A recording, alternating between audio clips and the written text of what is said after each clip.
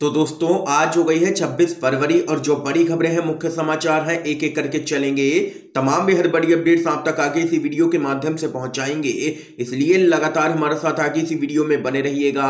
तो वही दोस्तों, खबरों की तरफ चलने से पहले आप लोगों से एक छोटा सा निवेदन है कि अगर आप लोग भी देश भर में नफरत फैला रही गोदी मीडिया का खुल करके बहिष्कार करते हैं, विरोध करते हैं, तो अभी इस वीडियो को लाइक कीजिएगा, चैनल को फ्री में सब्सक्राइब करके बेल के आइकन को जरूर दबाइएगा दोस्तों, और कमेंट बॉक्स में कमेंट कीजिएगा जय हिंद जय भारत। दरअसल दोस्तों, पहली बड़ी खबर आप लोगों को बताते चलें। यूपी विधानसभा चुनाव के बाद सीएम योगी को उत्तराखंड में कुटिया दिलाने का काम हम करेंगे, हरीश रावत का बड़ा बयान। जी हां दोस्तों, यूपी में चुनाव प्रचार के दौरान पूर्व मुख्यमंत्री हरीश रावत ने यूपी के मुख्यमंत्री योगी आदित्यनाथ को आड़े हाथों लेते हुए कहा है कि उत्तराखंड में कुटिया देने का वह काम करेंगे यूपी चुनाव के बाद, क्योंकि इस बार भाजपा की विदाई होना तय है। दरअसल दोस्तों, आप लोगों को बताते चलें, 4 चरणों में मतदान संपन्न हो चुका है और 27 तारीख यानी कि कल यहां पर 5वें चरण का मतदान है। उससे पहले आरएसएस ने यहां पर एक रिपोर्ट पेश की है, जिसमें साफ तौर पर पता चलता है कि बीजेपी यूपी का चुनाव हार रही है, जिसके बाद यहां पर बीजेपी के नेताओं में हड़कंप है। और खबर तो यहां तक सामने निकल के आ रही है कि बाकी के बचे हुए 2 चरणों के लिए खुद पीएम मोदी यूपी में अब डेरा डालने वाले हैं। ये यहां पर दोस्तों खबर सामने निकल के आई है। इस बीच अगली अपडेट बताते चलें।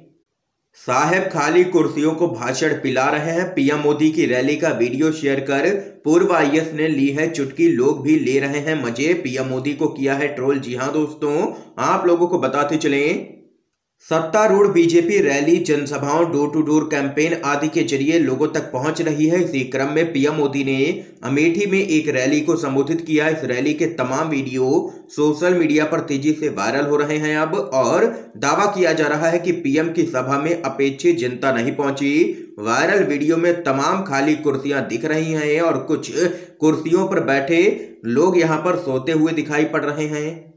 पीएम की रैली में खाली कुर्सियों का वीडियो साझा कर तमाम लोग चुटकी ले रहे हैं। पूर्व आईएएस अफसर सूर्य प्रताप सिंह ने वीडियो साझा करते हुए लिखा है, अमेठी में मोदी जी की रैली में जनसैलाब, खाली कुर्सियों को भाषण पिला रहे हैं दोनों, हैशटैग बाबा गए। उन्होंने अगले ट्वीट में लिखा, लोग सो रहे हैं, बसों में भर करके ढो करके लाया गया है, फिर भी ये हाल है, जो कुछ भी लोग हैं उनमें कोई जोश नहीं है। इसके साथ ही एक अन्य यूजर ने यहां पर ट्वीट किया और कहा कि मोदी जी देश की जनता के लिए तमाशा बन करके रह गए हैं। इसके पहले पश्चिम बंगाल में बने थे और अब उत्तर प्रदेश की बारी है। ये यहां पर दोस्तों देख सकते हैं कि पीएम मोदी की रैली तक में भीड़ नहीं जुट रही है और जबरदस्त जनता के बीच में गुस्सा देखने को मिल रहा है भाजपा को लेकर के, और सत्ता विरोधी लहर साफ तौर पर दिखाई पड़ रही है यूपी के अंदर। अगली बड़ी अपडेट बताते चलें। रूस यूक्रेन युद्ध, रूसी सैनिकों ने कीव को घेरा, बातचीत के लिए वार्ता दल भेजने को तैयार हुए हैं पुतिन। जी हां दोस्तों, रूस के राष्ट्रपति पुतिन यूक्रेन के साथ बातचीत के लिए एक प्रतिनिधिमंडल मिन्स्क भेजने के लिए तैयार हैं। मॉस्को टाइम्स ने यह जानकारी दी है। रिपोर्ट के अनुसार क्रेमलिन ने कहा है कि यूक्रेन पर रूस के हमले के दूसरे दिन उसकी सेना ने कीव को घेर लिया है। और वहीं दूसरी तरफ यूक्रेनी राष्ट्रपति जेलेंस्की ने कहा है कि वह यूक्रेन की तटस्थता पर चर्चा करने के लिए तैयार है, जिसके बाद वार्ता यूक्रेन की नाटो महत्वाकांक्षाओं को समाप्त कर सकती है। यह यहां पर अपडेट सामने निकल के आई है इस पूरे मामले पर। अगली बड़ी खबर दोस्तों बताते चलें। कर्नाटक हिजाब विवाद, 11 दिनों तक चली सुनवाई खत्म हुई है, हाईकोर्ट ने सुरक्षित रखा है फैसला। कर्नाटक हाई कोर्ट ने शिक्षण संस्थानों में हिजाब पर प्रतिबंध को चुनौती देने वाली विभिन्न याचिकाओं पर अपना आदेश सुरक्षित रख लिया है। मुख्य न्यायाधीश ऋतुराज अवस्थी, न्यायमूर्ति कृष्णा एस दीक्षित और न्यायमूर्ति जेएम खाजी की 3 न्यायाधीशों की पीठ शैक्षणिक संस्थानों में हिजाब पर प्रतिबंध को चुनौती देने वाली विभिन्न याचिकाओं पर सुनवाई कर रही थी। कर्नाटक हाईकोर्ट में पिछले 11 दिनों से हिजाब विवाद को लेकर के लगातार सुनवाई चल रही थी और इस मामले पर हाई कोर्ट ने अब सुनवाई पूरी कर ली है। इसके साथ ही हाई कोर्ट की पूर्ण पीठ ने अपना फैसला भी सुरक्षित रख लिया है और जल्द ही यहां पर इस पूरे मामले पर कर्नाटक हाई कोर्ट की तरफ से आदेश आ सकता है। इस बीच अगली अपडेट आप लोगों को दोस्तों बताते चलें। बिहार की एनडीए सरकार में हलचल बढ़ी है, अफसरशाही से परेशान मुकेश सहनी का छल का दर्द, बोले तुरंत दे देंगे इस्तीफा। जी हां दोस्तों, बजट सत्र को सुचारू रूप से चलाने के लिए एनडीए विधायक दल की बैठक का आयोजन किया गया और वहीं चर्चा बजट सत्र पर होनी थी, लेकिन चर्चा शुरू हो गई विधायकों की समस्याओं से। वीआईपी के नेता और बिहार सरकार के पशुपालन मंत्री मुकेश सहनी सरकार के रवैये से इतने नाखुश थे कि उन्होंने भरी बैठक में ही इस्तीफे की पेशकश कर दी। उन्होंने कहा है कि यदि दरोगा भी उनकी बातों को नहीं सुनेगा तो ऐसे में मंत्री रहने का आखिर क्या फायदा। इसके साथ ही उन्होंने कहा है कि एनडीए में भी उनकी बात यहां पर नहीं सुनी जाती है, इसलिए वह यहां पर लगातार विचार कर रहे हैं अपने पद से इस्तीफा देने का। ये यहां पर दोस्तों देख सकते हैं कि भूचाल देखने को मिल रहा है बिहार के अंदर और लगातार वीआईपी के अध्यक्ष मुकेश सहनी हमलावर हैं नीतीश सरकार पर और इस्तीफे की पेशकश कर दी है। इस बीच एक और बड़ी अपडेट बताते चले दोस्तों, पीएम मोदी वोट लेने के लिए बोलते हैं सफेद झूठ, सत्ता पाने के लिए किसी भी हद तक जाने को तैयार रहते हैं। राहुल गांधी का बड़ा हमला, कांग्रेस के नेता राहुल गांधी ने पीएम नरेंद्र मोदी पर जमकर के हमला बोला है। इस दौरान उन्होंने कहा है कि हिंदुस्तान के प्रधानमंत्री वोट लेने के लिए झूठ बोलते हैं। आप लोगों को बताते चले, एक जनसभा में कांग्रेस के नेता राहुल गांधी पीएम मोदी पर बरसे हैं। उन्होंने कहा है कि पूरा उत्तर प्रदेश जानता है कि नरेंद्र मोदी झूठ बोलते हैं। वोट पाने के लिए वह कुछ भी बोल सकते हैं, वो सत्ता पाने के लिए कुछ भी कर सकते हैं। मध्य प्रदेश और गोवा में कांग्रेस की सरकार थी, पर 10 से 20 करोड़ रुपए देकर के चोरी कर लिए विधायक। मोदी ने नोटबंदी की, गलत जीएसटी लागू की, बड़े बड़े उद्योगपतियों की मदद की, पर कोरोना के दौरान छोटे दुकानदारों की कोई भी मदद नहीं की। हिंदुस्तान के अरबपति देश को रोजगार नहीं देते हैं। रोजगार देने का काम मिडिल क्लास बिजनेसमैन और किसान करते हैं, लेकिन उन्हीं लोगों को तबाह कर दिया है सरकार ने। ये यहां पर राहुल गांधी ने जबरदस्त हमला किया है पीएम मोदी पर। अगली बड़ी खबर दोस्तों जान लेते हैं, बीजेपी के नेता शुभेंदु अधिकारी को सुप्रीम कोर्ट ने दिया है बड़ा झटका। मुकुल रॉय के खिलाफ याचिका पर सुनवाई से साफ इनकार। सुप्रीम कोर्ट ने भाजपा के नेता शुभेंदु अधिकारी की याचिका पर विचार करने से इनकार कर दिया है। याचिका में पश्चिम बंगाल विधानसभा अध्यक्ष के उस फैसले को चुनौती दी गई थी जिसमें टीएमसी के विधायक मुकुल रॉय को दल बदल विरोधी कानून के तहत अयोग्य घोषित नहीं किया गया था। और वहीं सुनवाई के बाद सुप्रीम कोर्ट ने कहा है कि वकील की दलीलों को सुनने के बाद हमारा विचार है कि याचिकाकर्ता स्पीकर के आदेश पर हाई कोर्ट का रुख कर सकते हैं।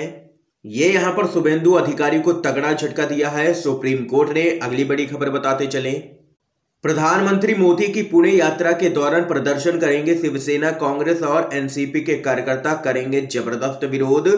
शिवसेना, एनसीपी और कांग्रेस के कार्यकर्ता पीएम नरेंद्र मोदी की आगामी पुणे यात्रा के दौरान उनके खिलाफ प्रदर्शन करने की योजना बना रहे हैं। प्रधानमंत्री 6 मार्च को पुणे का दौरा करने वाले हैं। ये तीनों पार्टियां महाराष्ट्र में सत्ताधारी महाविकास आघाड़ी गठबंधन का हिस्सा हैं।